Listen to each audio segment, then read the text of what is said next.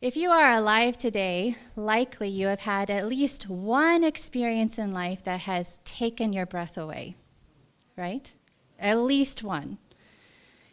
I want you to maybe run through your memories and see if you can pick one while I tell you one that I had. I was in Mongolia about 7 years ago. My Bolkovich brothers will know exactly what I'm talking about. And we were way out in the western wilds of Mongolia, close to the border with Kazakhstan. Like, we were way out in the real Wild West. And we stayed in a yurt. We were hosted by some local nomads, and they offered their home to us.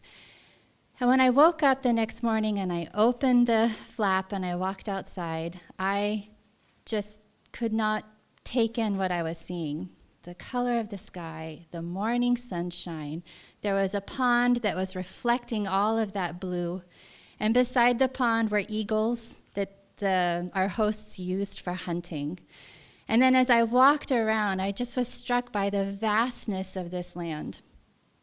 It was immense, and it stretched on until there were mountains that were towering up, and they had snow caps on them. That's how high they were. And as I walked around, I couldn't believe where I was and what I was seeing. It was all so vast. And it struck me as well, I don't actually know where I am. There was no cell service, right? And if someone were to give me a map right now and say, show us where you were, I couldn't do that. But as I was walking around, I was like, wow, but God knows where I am. And for some reason, that realization, which isn't new news for any of us, really hit me that day. And as I walked around looking at our host's yurt, the yurt's off in the distance, I was like, these people are here today, but tomorrow maybe they'll pack up and go somewhere else. They are wandering around this vast land, and I have no idea where we are. But God knows where they are too. I'm going to go back to Canada with cell service and highways and maps and north, south, east, west road grids. I'll know where I am, and God does too, but he also knows where I am now and where they are. And I didn't know their names. They told me their names. There was no way I could pronounce or even remember their names, but it struck me as well, God knows their names. I'm going to leave, but he's still going to see them. He's still going to know them and all the places that they go and all that life brings them long after I'm gone and don't get to see that for myself. So I felt like I was just on this other planet, and taking in all this vastness, like I said, drew my mind to the vastness of God. You know, I was not out of God's reach or his knowledge while I was there, and nor were they. And just how he can know all of that and know each of us intimately just blew my mind. So I want to invite you guys, like I said before, to think of a time when you also felt awe. But while you're doing that, I want to make sure we're all on the same page of what I mean by awe. So researchers say that awe happens with two things at play. We encounter something beyond our experience, our comprehension, or our knowledge, and that forces us to make room for this new information. It doesn't fit in our boxes, in our minds. We have to expand and make room for that. And then by making room for that, it reorders things that were already there, puts them into a different perspective. So awe is more than, wow, that's neat, right? It's more than, hey, awesome. And it's also more than an intellectual tickle, like, oh, that's interesting. And it's more than like, that's good. I'm glad I learned that. It takes us beyond that. Okay, it's something that can shift our perspectives, deepen our understanding, and even challenge what we thought we knew. So it's an emotion, we feel it, but it's also an experience that happens to us, and it can profoundly impact our way of thinking and our way of living. And this isn't my definition. This is what I have gleaned from looking into this. So it's something that stays with us even after the experience is past. So now that I'm clear on that, when I say awe, I'm not talking about something cheap. I'm talking about radical amazement. So I hope by now each of you has your experience in your mind. Everyone have something in their mind that they can refer to as I keep talking. So I want you to think about the details of that experience. What was it that awed you? What was it that stopped you in your tracks, made you just try to take it in? What was that thing? And then how did you go about your day, the rest of your day after that experience? Did it affect you in such a way that maybe your day started this way, after that experience, your day went that way? And now that you're remembering it, how does the memory of it affect you? Do you still feel some of the echoes of that awe that you felt when you were right there in that moment? So I would love to hear your experiences. Obviously, right now we don't have the time, but I hope that over lunch we can all share our experiences together. So, what if I told you that God, through the Bible, commands us to be in awe? I'm going to show you a few verses that point this out. Oops, moving on. Okay, so in Leviticus 19:14, it says, "Do not insult the deaf or cause the blind to stumble. You must fear your God. I am the Lord." Okay, and we're going to march straight through the Bible. Okay, we're going to start in the beginning and we'll end up in the end. Deuteronomy, "And now, Israel, what does the Lord require your God of you? He requires only that you fear the Lord your God and live in a way that pleases him, and love him and serve him with all your heart and soul." In Psalm, "Fear the Lord, you his godly people, for those who fear him will have all they need." Proverbs, "Don't be impressed with your own wisdom. Instead, fear the Lord and turn away from evil." Ecclesiastes, I love this. That's the whole story. Here now is my final conclusion. Fear God and obey his commands, for this is everyone's duty. Isaiah, "Don't call everything a conspiracy like they do, and don't live in dread of what frightens them. Make the Lord of heaven's armies holy in your life. He is the one you should fear. He is the one who should make you tremble." In Matthew, Jesus said, "Don't be afraid of those who want to kill your body. They cannot touch your soul. Fear only God, who can destroy both soul and body in hell." And finally in Revelation, "Fear God," he shouted, "give glory to him, for the time has come when he will sit as judge. Worship him who made the heavens, the earth, the sea, and all the springs of water." This is just scratching the surface. This is the tip of the iceberg. The Bible is exploding with commands to fear God. Let me back up. But you might be thinking, hold up, Heather, these all say fear God. They don't say anything about awe. And if you're like me, maybe the phrase fear God has caused some confusion. Because the Bible also says love God with all your heart, your soul, and your mind. And no matter how people have tried to explain it to me, I could not wrap my head around how I'm supposed to love someone and fear them at the same time. In my experience, it's either or. Okay? It's not both. So I knew I must be missing something, some understanding of what it means to fear God. And I sensed that there could be more to fear God than what the English translation of it conveyed. And a recent experience helped shed some light on this for me, on this phrase, fear God. I came across this verse while writing a project for a client. And this verse gave me pause, and it made me ask some questions. And this was the verse, Psalm 33:8.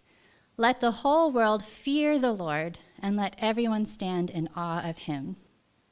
It stood out to me that fear and awe were put together in this verse. And I wondered, could stand in awe be the psalmist's way of elaborating what he means by fear the Lord? So I asked a pastor colleague of mine, and he shared with me some of his Bible commentaries, and I just went down a lot of rabbit holes. And I learned a lot about this subject. And I did learn that indeed, yes, stand in awe is a way to understand fear the Lord. So Rabbi Abraham Joshua Heschel is one of the people I came across who writes on this subject. And he says that fear of God in the Hebrew Bible is better understood as awe or radical amazement. And N.T. Wright, he's a prominent theologian and New Testament scholar. He offers an understanding of fear of God that weaves together awe and reverence rather than terror. And this is just a sampling. Each of these men I've quoted, along with many others, have offered much on the subject that unfortunately I don't have time to cover right now. But the main takeaway for me was that for believers, fearing God did not mean cowering in front of him. It didn't mean being constantly uncertain and insecure in front of him. And it didn't mean obeying him because you're afraid of what might happen if you don't. Fear God has more to do with being in awe of him, being awed by him, by who he is, by what he has done and what he can do. It's something more similar to those moments of awe that you were thinking of and that I shared. Only when it comes to being in awe of God, the subject or the stimulus, the thing that's causing awe in us is God himself. So with this fuller understanding of what fear God means, let's go back to some of our verses from earlier. So I put the original, and then I put the nuance of awe instead of fear. Do not insult the deaf or cause the blind to stumble. You must fear your God. I am the Lord.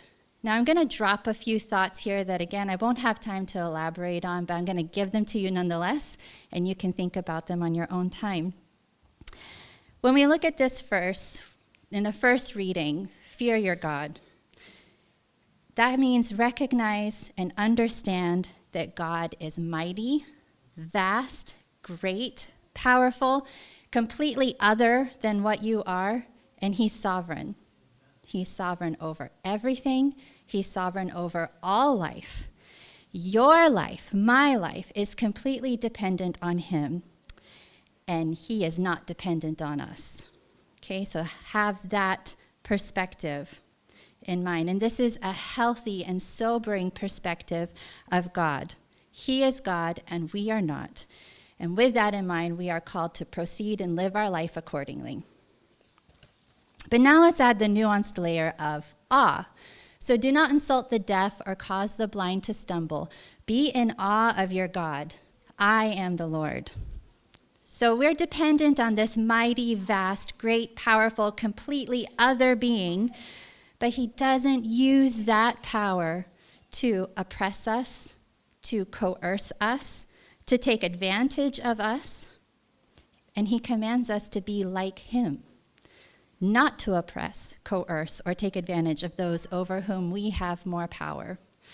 So standing in awe of God helps us understand him. He has all of this power and all of this restraint. He has all of this might and all of this love. And we can be amazed by this kind of God because, let's face it, here on earth, when someone has a lot of power, they are not exercising restraint or mercy or love, right? But God does. This, I hope, blows your mind. If not now, maybe you'll take it away and think about it. And as we consider that, as we stand in awe of that, it motivates us to live like he does. It inspires us to be like him. Next verse in Deuteronomy. And now, Israel, what does the Lord your God require of you? He requires only that you fear the Lord your God and live in a way that pleases him and love him and serve him with all your heart and soul. So again, we see this fear and awe dynamic at play here.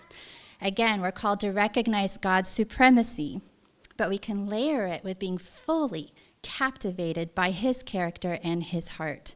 So this balance of understanding the reality of who he is and who we are, plus being in awe of how he operates and how he treats us, can lead us to live in a way that pleases him, can lead us to actually loving him rather than cowering before him.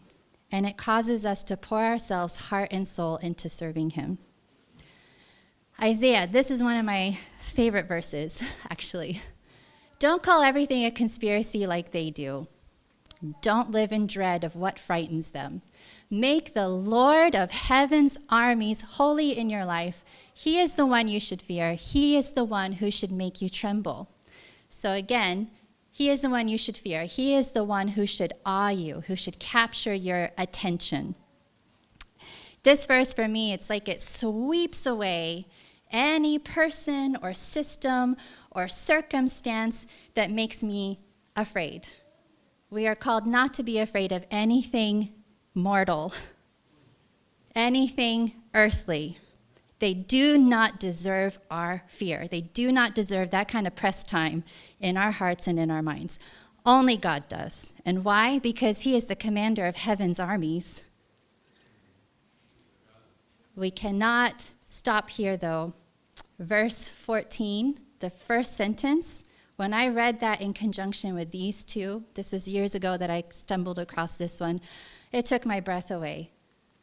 It says, he will keep you safe.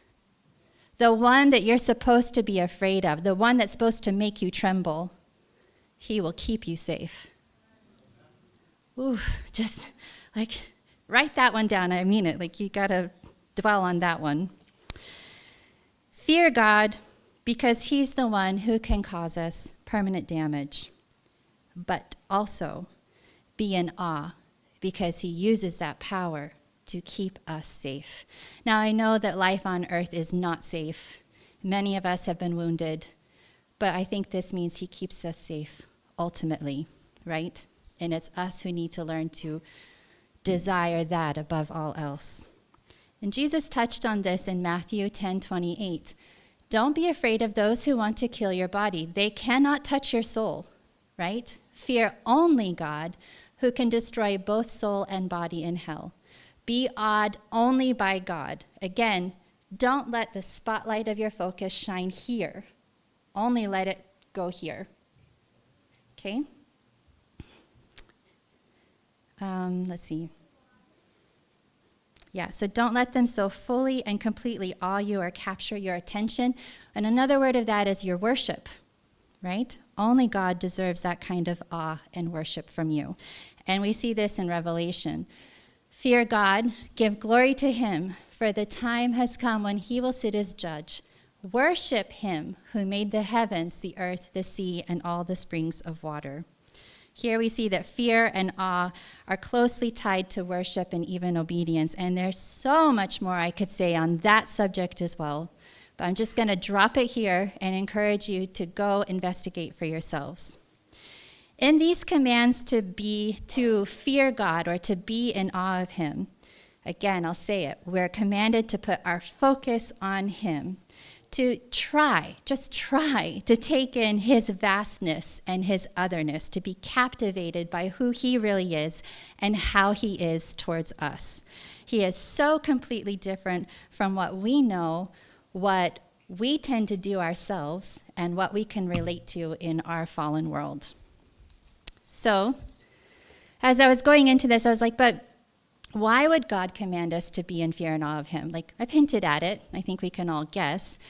But I wanted to know more specifically why. I don't think any of us in this room today believe that God is so egotistical that he needs a pat on the back, right? He does not need that from us. So why does the command remain there? Many, many, many, many times through the Bible. Well, I dug deeper into research. There's been a lot of research in the last 10 to 12 years on awe, and I found some really wonderful things. So, for instance, awe, the experience of awe, like I said, shifts our perspectives, okay? It draws our attention from ourselves and lifts our attention up to something greater. So they say it creates a diminished sense of self. And people who experience awe report that they feel smaller in the face of something that is vast and great. And the experience is actually comforting rather than frightening. Keep that in mind.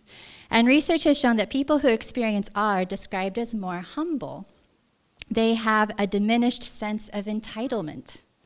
Truly humble people aren't going to be parading around demanding X, Y, Z. Right? Or getting all up in works when X, Y, Z doesn't come their way because they deserve it. People report having a greater sense of being connected to something bigger and more meaningful, and this one didn't make it up, but they also have a greater sense of purpose and meaning in life. So this reminds me of another, hold on. Okay. Sorry about that. When we stand in awe of God, we see that he is God and we are not. And things in our lives fall into their proper place. Things that may be felt or seemed huge When we put ourselves in awe of God, they gain the proper perspective, right? God knows it's for our good to understand who he is and who we are in light of him. So with that understanding comes a proper and biblical perspective. Everything does not depend on us. And in actuality, we depend on him. He is our foundation. So, let's go on. Sorry, this font is so small. Just one last point before. In addition to being in awe of God, it helps build our trust and our confidence in him. When we see his vastness, his mightiness, his greatness, and his love, we can trust that he's working his purposes in whatever is happening in our lives, personally, or in whatever might be happening in the world that is alarming us. And when we see his greatness, we can rest in knowing that he's got us. He can handle whatever we're facing. So, moving on. Research has shown that awe impacts the way people behave, the way they interact with the world and with others. After experiencing awe, people self-report to be more patient. And that doesn't just mean, yeah, I can wait, yeah, that's fine. What they meant was they felt that they had more time to give, more time to help. And many of them even went on to volunteer to help in a more committed way. So I just had to share this one study that I read on to illustrate this point. The researchers had the one group and then the control group. All right, and the one group, they had stand under these towering eucalyptus trees for X amount of time. The control group, they had them stand and stare at the science building for the same amount of time.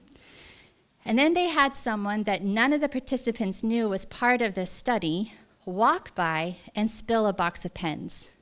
And over and over and over again, the people who stood under the trees turned and went and helped pick up every single pen. They didn't stop until they were all picked up. Whereas the ones who were staring at the building maybe noticed, thought, oh, they got that, and went back to staring at the building.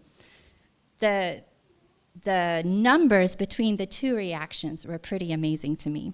People who experience awe are more inclined to help others and to understand another's perspective. And people who experience awe have also demonstrated higher levels of generosity and compassion. So it seems that standing in awe of God can empower us to live and love as he does. Let's look at what Paul says, and it's so small, I'm sorry. But this is the famous love chapter, right? Let's look at it through the lens of how awe affects us. Love is patient and kind. So to me, that sounds like greater patience, generosity, and compassion. Love is not jealous or boastful or proud or rude. It does not demand its own way. Diminished sense of self and entitlement, sense of connection to a bigger picture. Okay? Love is not irritable. It has greater patience, generosity, and compassion. And it keeps no record of being wrong.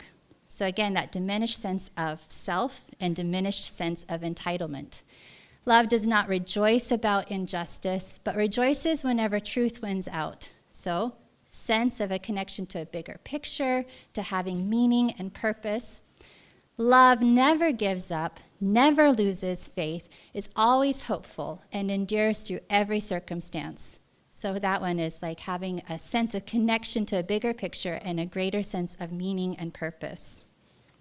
So to sum up, standing in awe of God puts us in a place to know him better, to have an actual biblical perspective of God. And that perspective aligns us with him, with what reality actually is. And then we're empowered to live and love as he does. So no wonder we're commanded to stand in awe of God. But how do we put this into practice? Isn't awe something that just surprises us as we're going about our day? We're coming up on winter where we know we're not going to see the sun often. How many of you get this little thrill when you're driving and boom, the sun comes out of the clouds for a moment? That's a nice little moment of awe in the dead of winter. Or maybe we're spending some time in devotional time with God and he quietly speaks to our hearts about something very specific that we've been working on with him. Those things just come to us. They just happen. Awe isn't something we can conjure, right? Well, yes and no. No, we can't conjure it, but we can intentionally pursue it. Okay, we can foster a way of intentionally being on the lookout for it.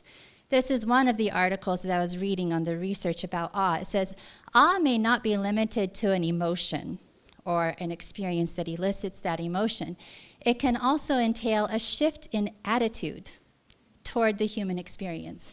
Awe may arise from a volitional change in worldview, from choosing to change your worldview by simply paying attention to the events in one's life and in their day-to-day experiences. So we can be ready to receive awe every day. We can put ourselves in that posture of readiness, and then when it comes, we can level up and remember the true source of that experience, the true source of that awe.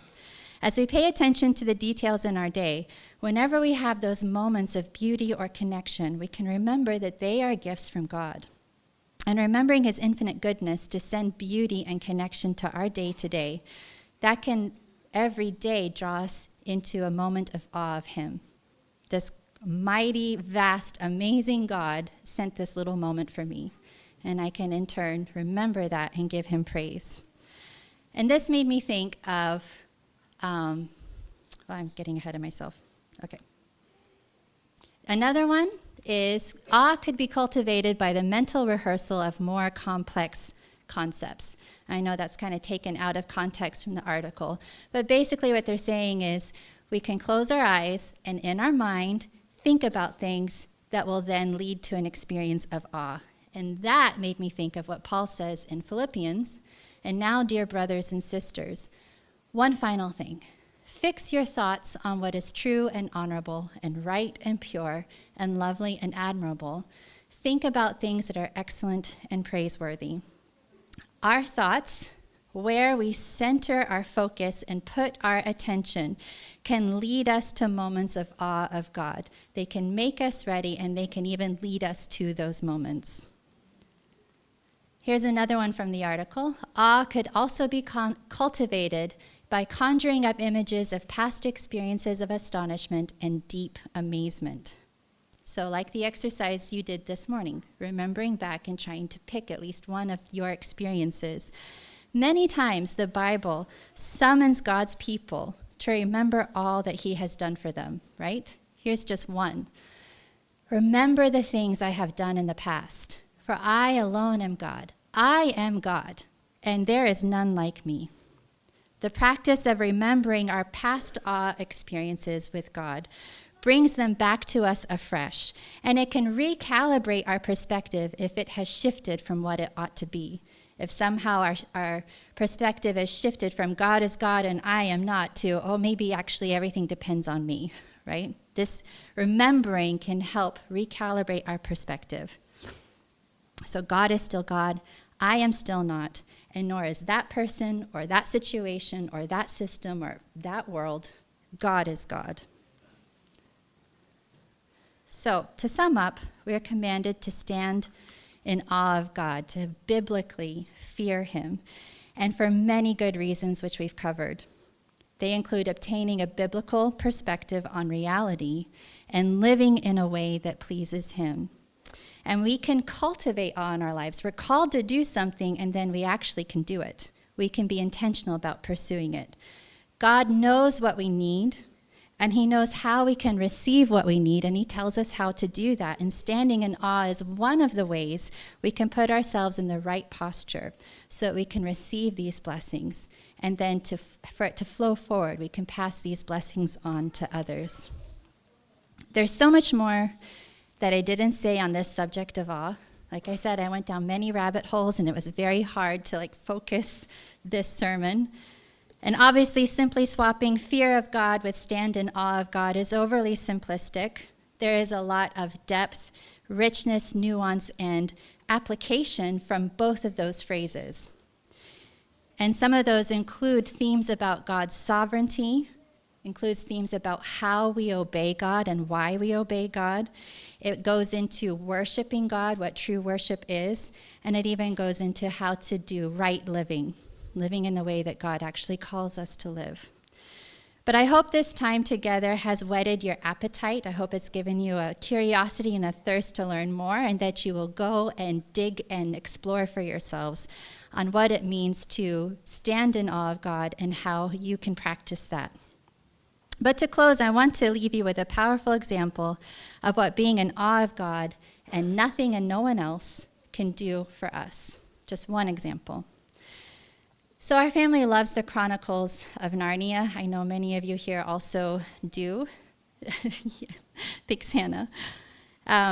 Michael and I loved this series by C.S. Lewis long before we had children, but now that our boys are old enough, we've begun reading the books together as a family.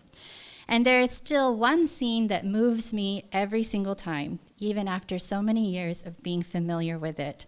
And it's from the book, The Lion, the Witch, and the Wardrobe.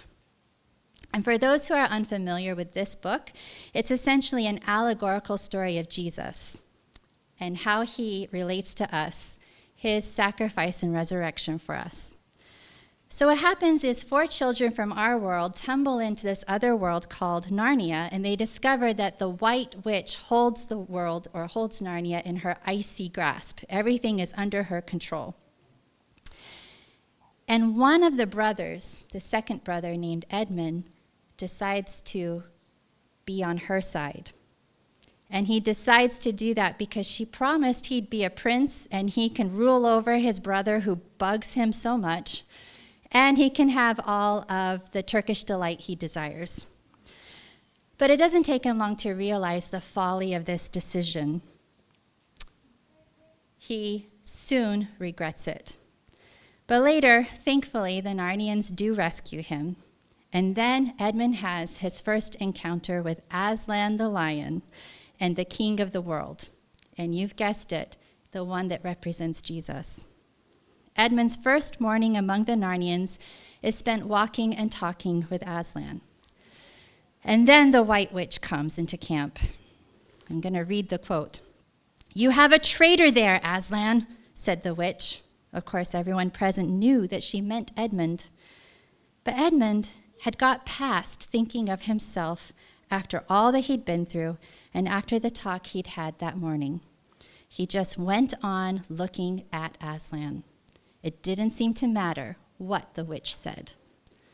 Here, the accuser comes barreling into camp with justifiable accusations. Edmund has broken the law, and there is the punishment for breaking that law. He must pay the price for being a traitor, because that's what the law says. But I believe that in that moment, Edmund was in awe of Aslan. He had been in his presence. He had had an experience. He was in awe. So much in awe that nothing else could capture his attention. He couldn't even remember himself, much less pay attention to what the witch was saying. He kept his eyes, he kept his focus trained on Aslan, waiting for what Aslan would do, waiting for what Aslan would have him do, and trusting in the King of the world. And it can be the same for us. Standing in awe of God keeps our focus on him, so much so that whatever the world or the accuser might throw at us fades and becomes white noise. Standing in awe of God brings us to the point where we too can wait for him, do as he says, and trust in him.